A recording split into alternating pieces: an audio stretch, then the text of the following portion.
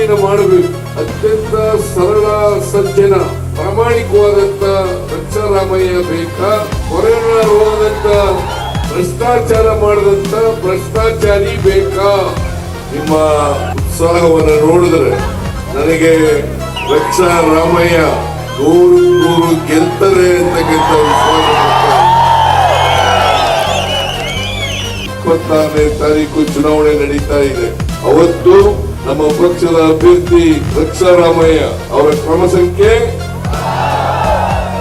3, ಅವರ ಚಿಹ್ನೆ ಹಸ್ತದ ಗುರುತಿಗೆ ಓಟ್ ಹಾಕಿ ರಕ್ಷಾರಾಮಯ್ಯನವರನ್ನ ಕಳಿಸಿಕೊಳ್ಬೇಕು.